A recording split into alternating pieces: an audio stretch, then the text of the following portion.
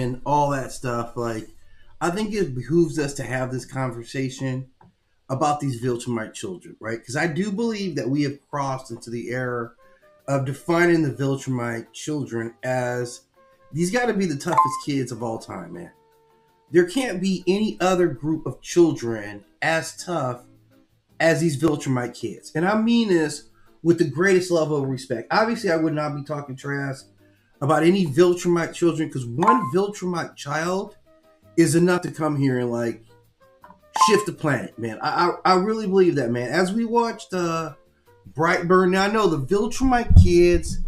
Viltrumite children don't have laser eyes, and that would limit any individual one of them from being Brightburn. That was a major component in his repertoire was his laser eyes.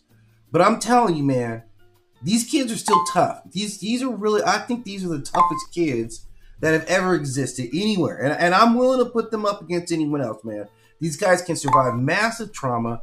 They have superhuman strength already. They're extreme. They can deal with extreme environments. They develop flight early on.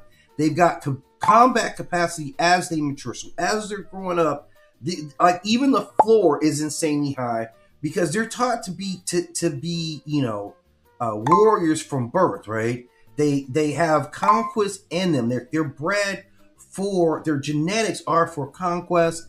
And even like a weak Viltrumite child be real problematic down here, man. Like, let's not play any games here. Like, if a weak Viltrumite child came down here, I don't know that we can handle it. Like, that would be our best bet is that, man, we got a really, really weak Viltrumite child down here, and that's what we're dealing with. Like, if you got any number of these things, like, I'm saying if you put these guys in a collective, I'll put them up against Kryptonian children any day of the week, man.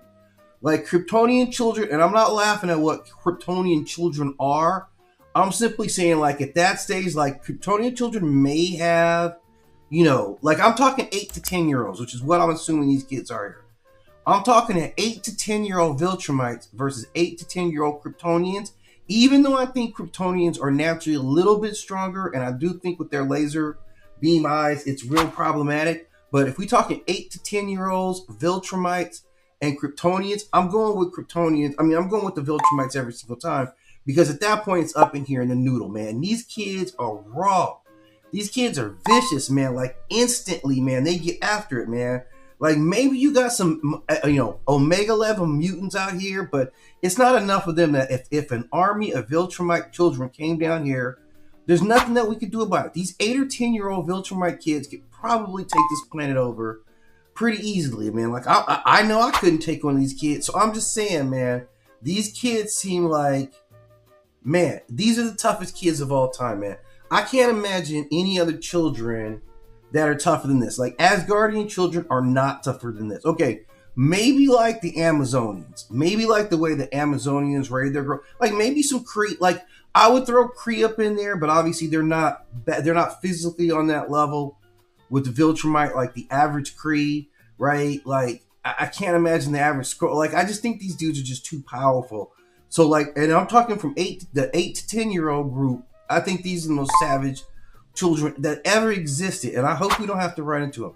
But let me know in the comments, man, if you guys have another set of children you think are going to outduel these Viltrumites, definitely hit me up with that, because that's what I'm talking about is the power, like the mentality, that total package of how these Viltrumite children are raised.